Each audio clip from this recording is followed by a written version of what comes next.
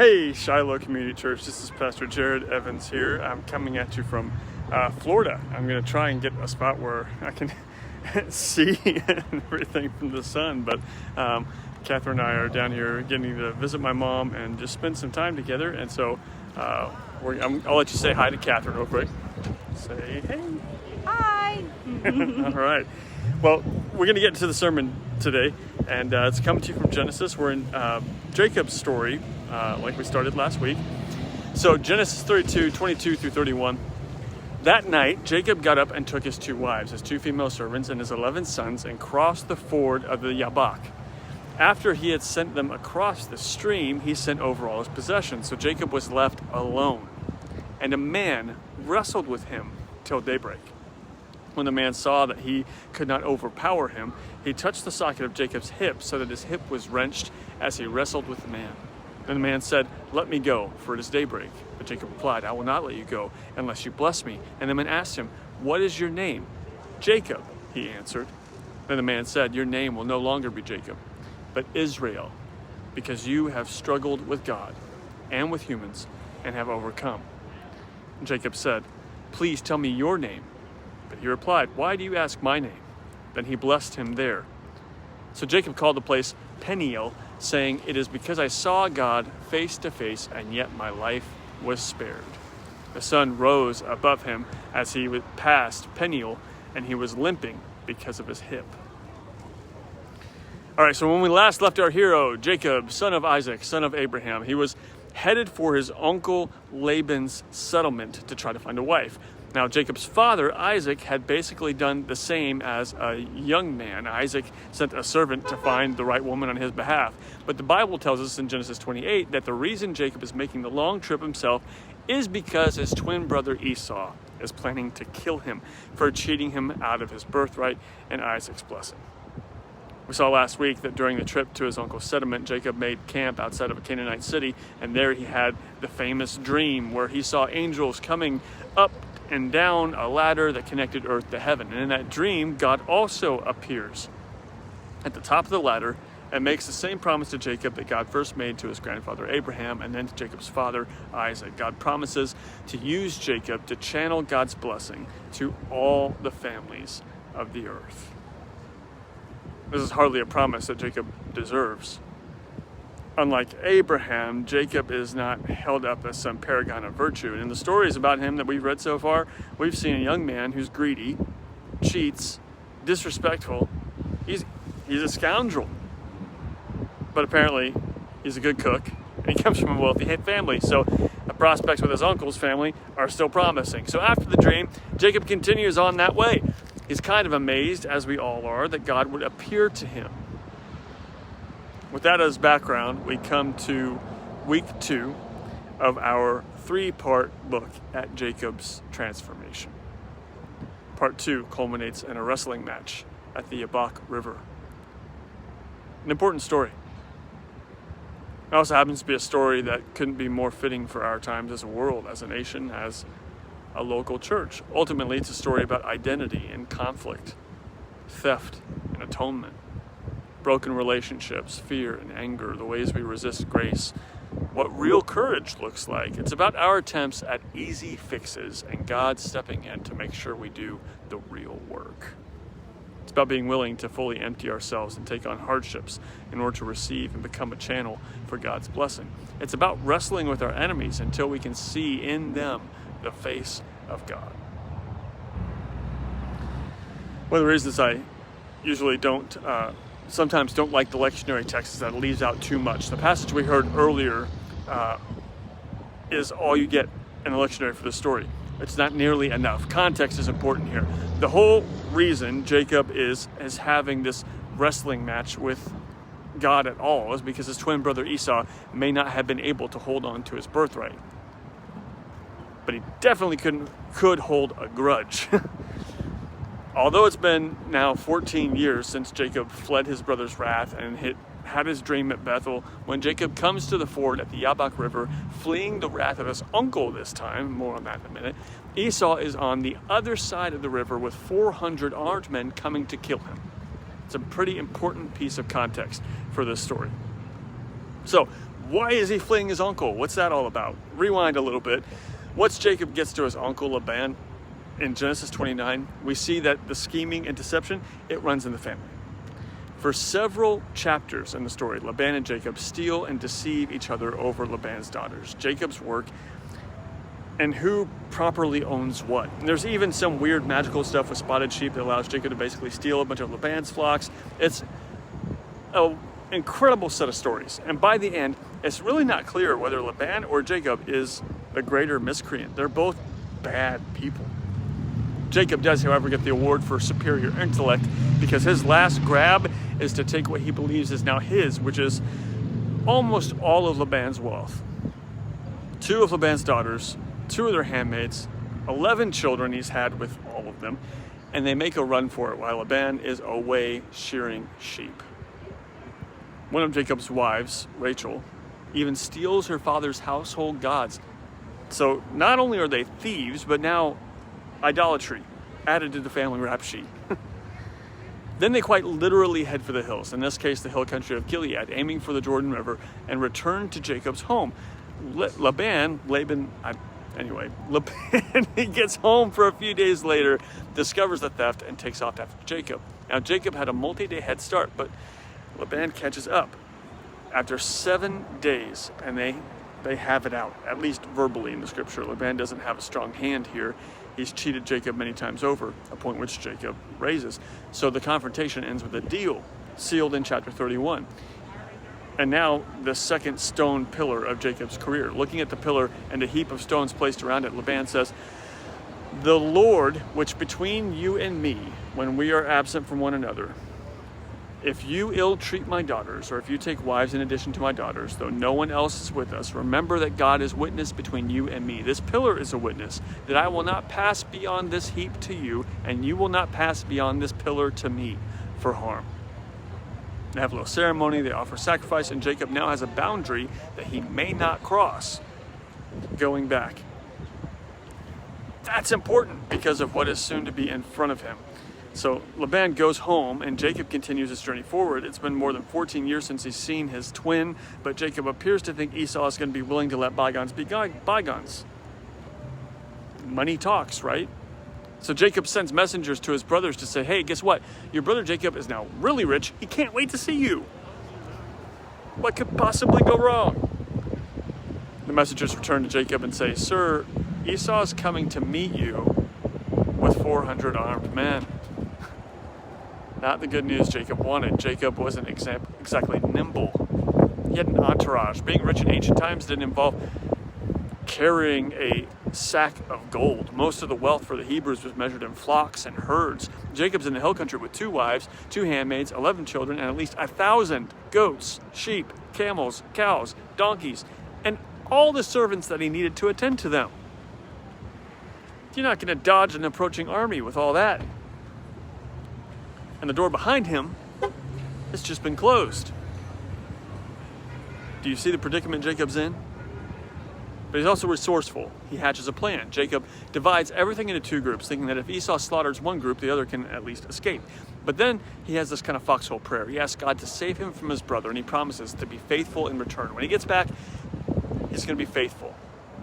Now, whether Jacob is trying to atone or whether he's just simply self-preservation, we're not told. But Jacob tries to right the wrongs done to his brother so long ago. He stole 2 main things from his twin, the inheritance and his blessing. So wealth and status. And so Jacob spends the day preparing his gifts of wealth, 550 livestock, and sends them in waves to meet his brother and the approaching army. Each wave preceded by a servant, bowing and scraping, describing Jacob as Esau's servant status. He's trying to give reparations. He's trying to give back the inheritance with he stole the livestock and trying to get back the status that he stole by taking a servant role in relation to his brother. That's the full context of our scripture. As twilight falls, the passage we heard earlier opens.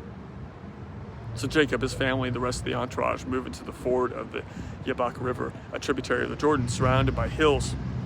Here the story moves from a concrete narrative about a very particular family and a conflict to a very mystical story filled with symbol and metaphor.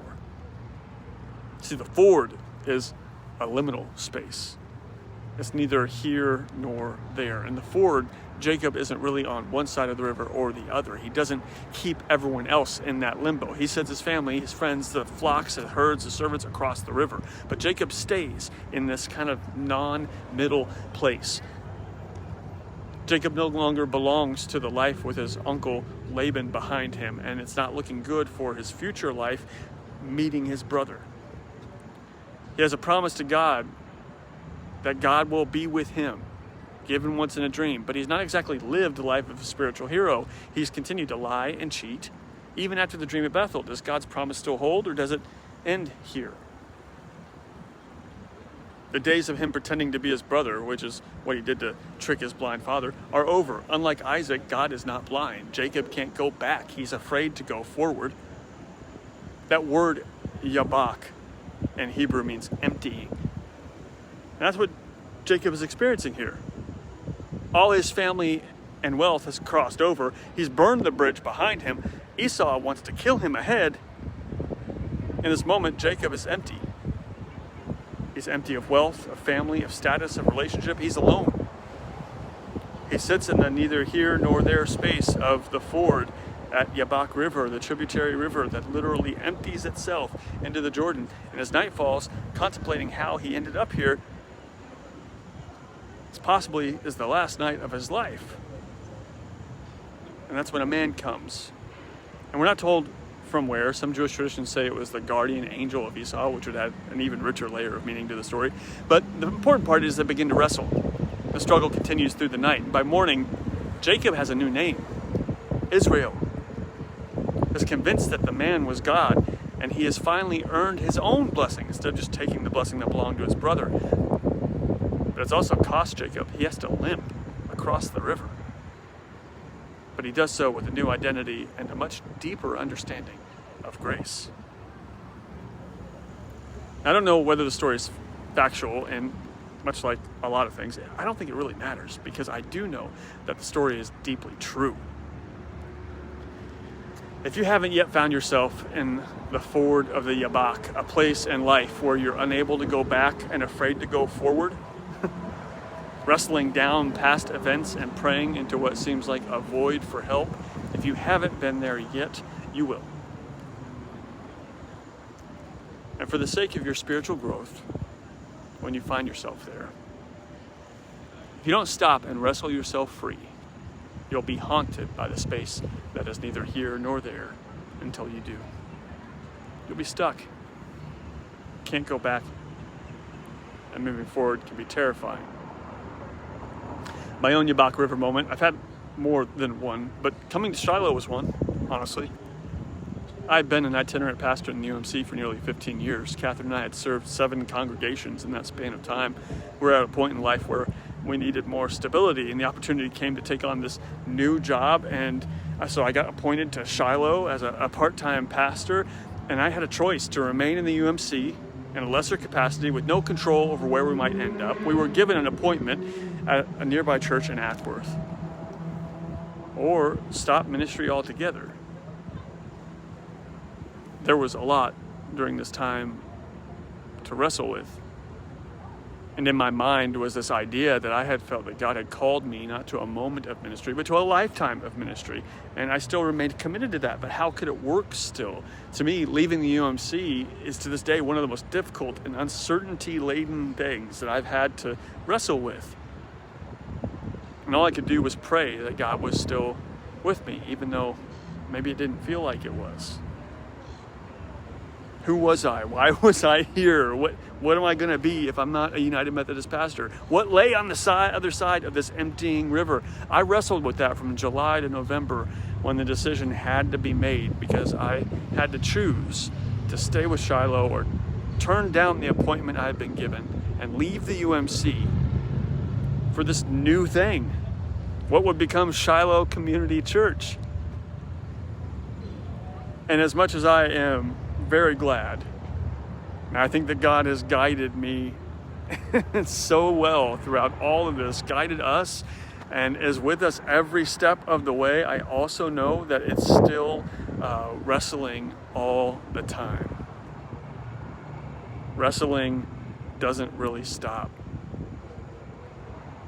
I think we feel like God has guided us where we're needed to go, and other times I feel like we're limping. The wrestling continues, but we come out on the other side and we find another challenge to pin down, another challenge to wrestle with. Part of the past has to be defeated, though, in order for us to move on to something new. This story is so much bigger than individual struggles, though. Jacob and Esau, for example, don't just represent individual brothers. They represent nations, Israel and Edom. And while both are grandsons of Abraham, they're also different faiths. Esau married Canaanite woman as well as one of the daughters of Abraham's firstborn son, Ishmael. Jacob married within the Hebrew people. The Bible is never only about our behavior and issues as individuals. Neither the Old Testament nor the New Testament. The Bible's message ultimately is always about who we are together as families, as faith communities, as societies, as nations, ultimately as a whole human species. Genesis 2:15, we're charged with protecting an earth, taking care of an earth teeming with life. But the key to working together is here at the Yabak River, the tributary river whose only job is to empty itself into a much larger flow. Jesus taught us that in order to live, we have to be willing to die. The story teaches us the same thing. It's difficult work. There's no way around it. Wrestling with the past while being afraid of the future. Jacob's whole life to this point had been about grabbing all he can for himself. His very name, Jacob, means heel grabber. Since Jacob, as a twin, was physically born, grabbing onto the heel of Esau, who was technically born first. Then he grabbed Esau's birthright and blessing. Then he ran to his uncle's settlement, grabbed everything of value there too. In this story, we're shown both literally and through metaphor that no matter what blessing God has promised to us, we can't come into possession of those things by grabbing for them.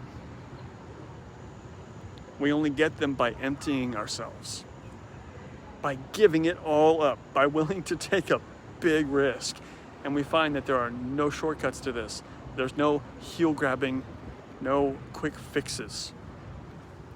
Which is why I'm coming to you today from Punta Gorda and this odd little piece of history here in this town that served as a quick fix for many years.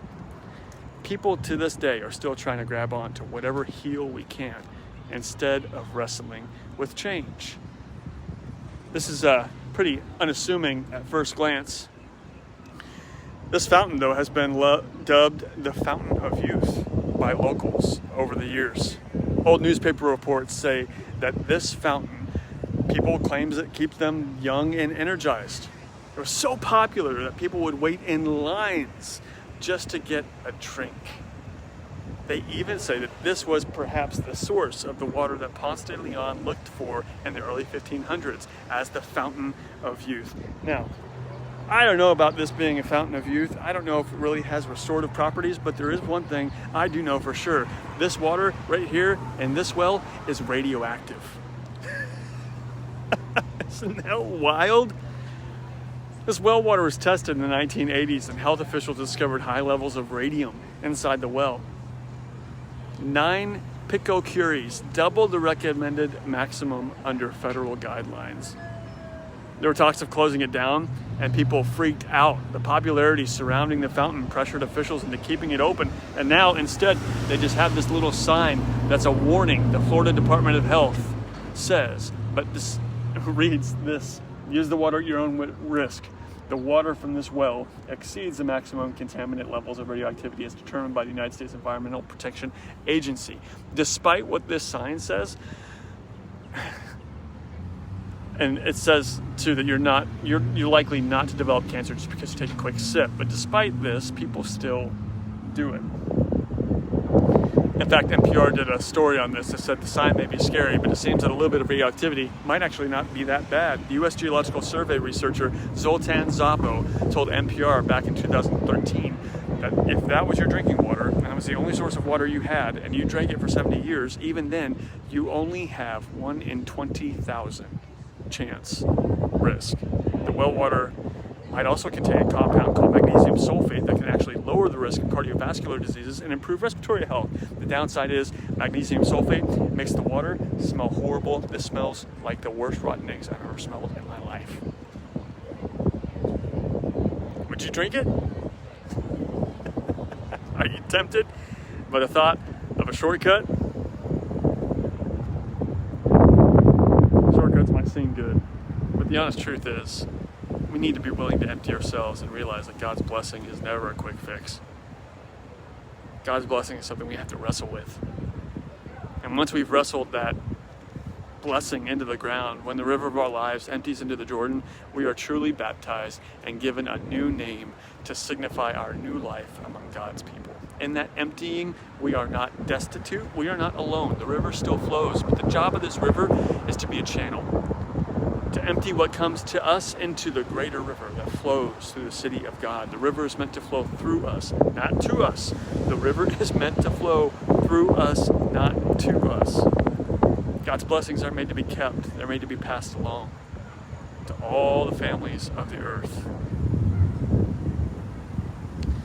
Back in the fort of the Yabak, it's dawn. Jacob sets out across the river with a limp. Esau awaits. What happens next when they meet is next week's sermon, and I will see y'all then. Hope you have a great week. I love y'all.